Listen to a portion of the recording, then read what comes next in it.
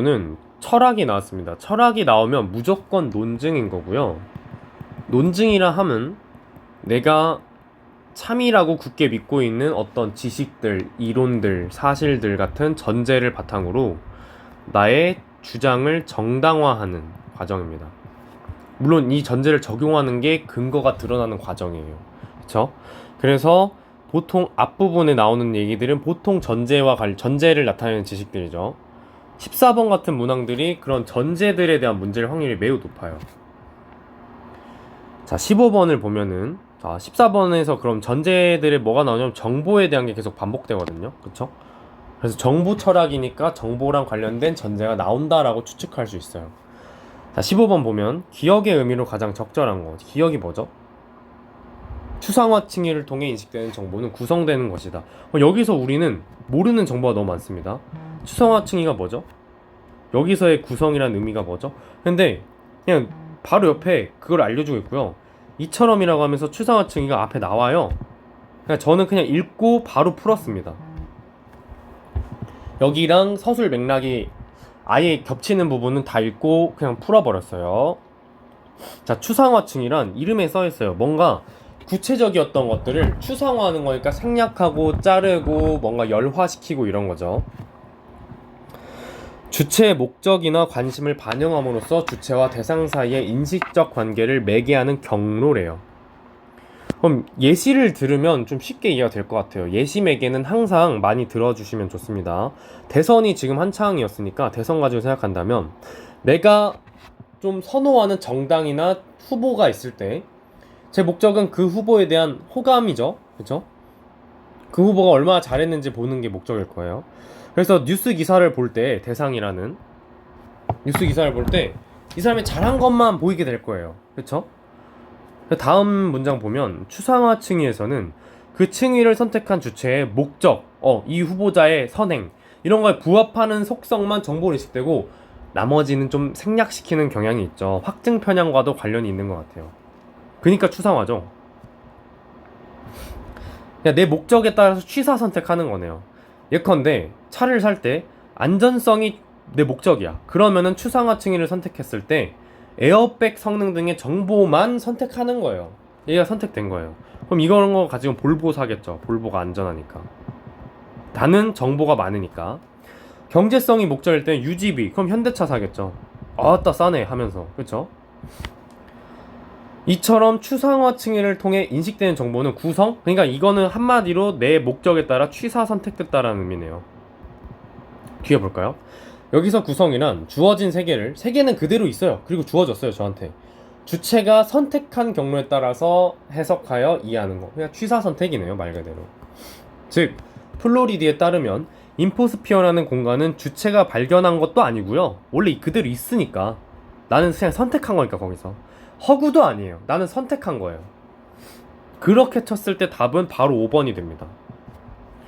인포그가 지닌 속성이라는 정보, 그냥 예를 들어서 아까 안전성이었죠? 예시가 안전성은 내가 에어백이었죠? 정확히 말하면 에어백의 성능, 에어백이라는 정보는 내가 안전성이라는 걸 취사 선택했어요. 목적을. 그쵸? 그걸 통해서 인식해서 얘가 들어온 거고 나머지가 생략된 거예요. 답이 5번입니다. 뭐 1번 생각해보면 차 살 때 오프라인은 안 가나요? 그쵸? 이런 거 사실 상식적으로도 말이 안 되죠. 2번은 인포그가 행위자 대상, 이게 뭔진 모르겠어요. 인포그가 뭔지 전제를 아직 안 봤어서. 3번 추상화층에 의한 주체와 대상 사이의 매개는 객관적이지 않죠. 내가 취사 선택하는 관점, 목적에 따라서 그 속성에 대한 인식이 달라지니까요. 4번 이런 인포스피어라는 공간이 아까 나왔는데 주체가 만들어낸 허구가 아니라 그랬습니다. 그 공간 속에서 선택하는 거라 그랬어요. 그쵸? 없는 걸 지어낸 건 아니에요. 벌써 15번을 풀었고요. 16번을 보면은 여러가지 주장, 전제 이런 논증과 관련된 게 나오네요. 이게 플로리디도 있고 인간중심이라는 인간짱 뉴턴이라는 과학자도 있고 생명짱 하는 애들도 있네요. 얘네랑 일맥상통하냐 상충하냐 물어보고 있어요. 이건 보면서 풀면 될 것 같고요. 아이고, 자, 선생님의 견해라는 단어가 보이니까 여기서 다시 플로리디가 소논증을 펼친 것 같습니다. 좀 작은 규모의 논증이에요. 글 전체보다는 좀 작은 논증 보겠습니다. 저는 사실 소논증만 보고 풀었어요. 선생님의 강연을 칸트랑 비교해서 듣고 책임의 소재에 대해서 궁금해졌대요. 그럼 비교를 할 거고 책임 소재가 논쟁점일 겁니다. 자동으로 작동하고 작동 규칙도 변경할 수 있지만 자유의지는 없는 인공지능 교통통제 시스템이 교통혼란을 일으켰대요. 문제가 생겼네요. 그럼 책임을 지금 얘한테 지울 거냐 말 거냐가 차이가 있겠죠, 분명. 자, 플로리디는 뭐라고 하냐? 칸트에 따르면 자유의지가 있으면 행위에 대해 도덕적 책임을 질 수 있음을 뜻한대요. 자, 그럼 이게 지금 전제인 거예요. 갑자기 자기 주장하는 게 아니라 뜬금없는 얘기 하잖아요. 자유의지는 책임질 수 있음을 뜻한대요. 자, 학생이 예로 든 시스템이 혼란에 대해 책임 소재에 대한 주장이 나왔습니다. 책임이 없대요. 그러면 자유의지가 없다는 이것에 대해서 전제를 받아들인 거네요. 그쵸? 자유의지가 없다라고 전제를 적용한 거예요. 그쵸? 그렇지만 나는 칸트와 달리, 즉 칸트도 책임이 없다는 거에 대해서는 똑같습니다. 자유의지가 없는 거예요, 지금. 그래서 이 소논증의 전제는 로봇에게는 자유의지가 없어서 책임질 수 없음이 되는 거겠네요. 이게 그리고 공통전제예요. 칸트와 나의. 그래서 칸트도 책임이 없다고 할 거예요. 나도 책임이 없다고 합니다. 그런데 차이점은 뭐냐? 칸트와 달리 시스템이, 자, 칸트와 달리라 그랬으니까 도덕행위자고 옳고 그름이 평가될 수 있다고 본다는 건 플로리디는 그렇게 본다는 거지만 자유의지가 없다는 것에 대해서 시비에 대한 평가가 가능해요. 근데 칸트는 자유의지가 없다는 것에 대해서 행위자로서 인정도 안 하는 거예요. 평가도 안 된다고 보는 거예요. 칸트 철학에서는 자유의지가 없는 애들은 행위자도 아니고 평가조차 불가능한 대상을 봅니다. 하지만 플로리디는 행위자인 건 맞고 평가도 되지만 책임만 없다고 보는 거예요. 이처럼 정보화 사회에서는 책임을 질 수 없는 도덕 행위자가 늘어나는 반면, 그게 AI죠 지금. 더 많은 정보를 보유하게 된 인간은 예상되는 결과를 예방적으로 관리하고 전체 인포스피어의 번영을 감독할 책임이 커진다. 그러니까 우리는 그런 인포스피어라는 공간을 감독할 책임이 좀 전가된 느낌이 있죠. 저런 AI의 책임을 만큼을. 이런 인간을 호모포이 에티쿠스라 부른대요. 그쵸? 자, 그래서 얘는 이런 애들이 평가가 가능하기 때문에 우리가 저렇게 평가하면서 저런 행위자들을 책임을 짓지 못하지만 책임을 좀 전가받는다, 인간이. 라고 얘기를 하고 있습니다. 자, 1번 볼게요. AI TCS는 인간이 아니기 때문에 책임이 없어서 얘가 아닌 게 맞죠? 아니다라는 거예요. 맞는 말이에요. 칸트 윤리학에선 행위자로 인정되지 않는 게 맞아요. 칸트의 것을 그렇게 보고 있습니다. 맞죠? 2번, 칸트와는 대조적으로 끝났어요. 핵심 주장이죠. 책임 소재에 대해서. 평가는 이렇게 핵심 주장에 대한 걸 답으로 많이 묻습니다. 책임 둘 다 없다고 봅니다. 답은 2번이에요. 대조적으로가 아니죠. 3번, 그런 책임을 전가받는다는 주장에 대한 선지네요. 3번은. 그쵸? 얘네들이 그런 결과를 초래하지 않게끔 인간 호모포이 에티쿠스한테 책임이 더 있다고 봤어요. 4번, 도로의 교통통제에 대한 규칙을 입력된 프로그램에 따라 변경한 AITCS에 대해서 평가하는 것이 칸트와 달리 가능하다는 게 얘 주장이었습니다. 주장의 차이였죠. 자유의지에 대한. 5번, AITCS와 같은 인포그들이 상호 의존함으로써 존재하는 생활 환경으로서의 인포스피어를 나온 거죠. 더 나은 공간을 갖고 나가는데 호모포이 에티쿠스의 책임이 조금 더 크다고 한 거예요. 그래서 쉽게 소논증 분석을 통해서 풀 수 있었습니다. 나머지만 풀면 되거든요. 자, 글로 가보겠습니다.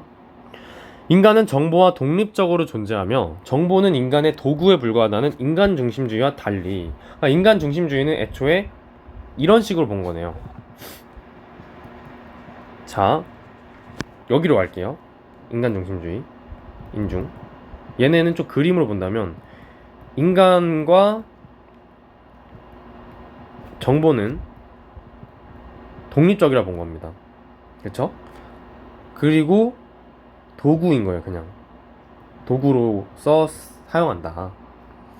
그럼 플로리디의 정보 철학은 달리 독립적이지 않다고 본 거네요. 정보적 전제 하나로 본 거래요. 인간도 정보적 전제고, 뭐 A라는 애도 정보고 C라는 애고 정보고 다 대등한 겁니다. 정보다라는 측면에서 똑같은 거죠. 이게 플로리디예요. 플로. 인간을 포함한 세계 내의 모든 존재는 속성, 뭐 행위, 뭐 한다는 행위, 뭐 얘가 어떤 상태를 가지고 있다는 거, 이런 게 다 정보로 환원된대요. 예를 들어주고 있어요. 내가 빵을 사는 행위를 했네요. 이건 내가 빵을 산다는 정보로 치환이 됐네요. 환원이 됐어요. 이렇듯 속성과 행위가 정보로 환원되는 정보적 존재를 플로리디는 인포그라 부른대요. 아, 그러니까 모든 존재네요. 그러면 인포그는 정보적으로 상호 연결되어서 영향을 주고받는 존재래요. 그러니까 얘네가 다 인포그인데 인포그 1, 인포그 2, 뭐 이런 식으로 상호 연결돼 있대요. 이렇게. 그쵸? 주고받는데요. 영향을. 상호 연결되었다는 것의 의미는 다른 정보를 변화시키는 행위자, 즉 주체인 동시에 다른 정보에 의해 변화되는 대상이래요. 변화도 시키고요. 다른 애를 변화도 되는 거래요. 예시를 바로 뒤에 들어주네요. 내가 친구에게 빵이 맛있다고 말해서 친구가 그 빵을 샀다면 변화시킨 거죠. 이게 지금 나의 음성 정보는 그 빵이 지닌 속성이라는, 이건 맛이죠. 맛이라는 속성이라는 정보에서 촉발된 거니까 변화된 거기도 하네요. 그쵸? 영향을 받은 거예요. 아무 말 안 하려다가 말이 나온 거니까 친구 행위라는 정보를 발생시키기도 했네요. 그쵸? 그러면 뭐 친구, 뭐 이게 빵 이런 식으로 하면 이렇게 연결돼 가지고 변화시키고 내가 변화 또 시키고 친구를. 그쵸? 플로리디는 인간을 정보적 상호 연결에 의해 구현되는 인포그의 하나로 본 거죠. 그래서 인간을 별도의 범주로 분류하는 인간 중심주의와 대비된다는 게 전제입니다. 지금 플로리디의 정보 철학에서의 인포그라는 개념을 설명한 거예요. 그쵸? 그래서 이게 지금 전제 1입니다. 전제예요. 전제는 인포그의 개념이에요. 상호 연결되어 있다. 속성과 행위가 모두 치환되는 정보적 전제다. 자, 14번 가볼게요. 있음의 개념은 경험주의 아직 모르겠습니다. 자, 2번 인간과 영향을 주고받는 정보는, 이건 상식이잖아요. 인간과 영향을 주고받는 정보가 눈으로도 교환이 될 거고 냄새로도 교환될 거고 당연히 음성이 아닙니다. 모두 음성일 수 없어요. 틀렸죠? 이건 상식의 선지입니다. 글을 보고 그냥 글에 있는 표면만 읽고 풀려고 하면 안 돼요. 글에 안 써 있잖아요. 그쵸? 3번 사물이 지닌 속성과 마찬가지로 인간이 지닌 속성 또한 정보로 환원될 수 있습니다. 이게 인포그의 개념이잖아요. 전제 물어본 게 맞죠? 인포그의 개념을 물어봤습니다. 모든 존재는 속성과 행위가 정보로 환원됩니다. 그죠? 추상화층에서 생략되는 정보는, 이거 우리 아까 15번 풀면서 읽었죠? 생략되는 건 목적에 부합하지 않는 정보예요. 자, 5번 하나의 정보적 존재는, 방금 친구랑 빵이랑 관계 맺었잖아요. 그죠? 그러니까 전제를 이해하는 것만으로도 답이 나왔네요. 그러면은 있음의 개념도 전제 두 번째로 나오겠죠. 전제 1은 인포그의 개념이었어요. 자, 그럼 인간 중심주의랑 한번 비교해 볼게요. 본성과 권리에 대한 얘기는 안 나왔고요. 모든 정보는 인간의 행위에 의해 발생한다? 이건 인간 중심주의죠. 인간 중심주의인가? 인간 중심주의 나온 게 지금 도구로서 정보를 활용한다지, 정보가 인간의 행위에 의해 발생한다? 이건 아직 모르겠어요. 인간 중심주의에 맞는지. 근데 일단 플로리디랑은 상충해요. 그쵸? 모든 정보는, 모든 인포그가 속성을 가지고 있기도 하고요. 행위를 하기도 해서 발생을 해요. 그쵸?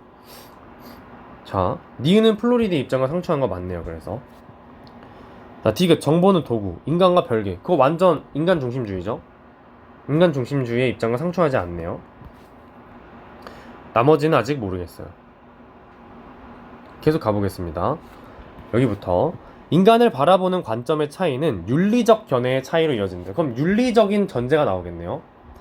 존재함, 즉 있음을 경험될 수 있다라는 뜻으로 정의하는 경험주의. 흉이 대표적이죠. 인포그의 있음은 상호 연결의 주체와 대상이 될 수 있다는 뜻이래요. 그러니까 정의가 다르네요. 경험주의는 경험될 수 있다고, 얘는 있음이라는 존재의 개념이 뭐냐면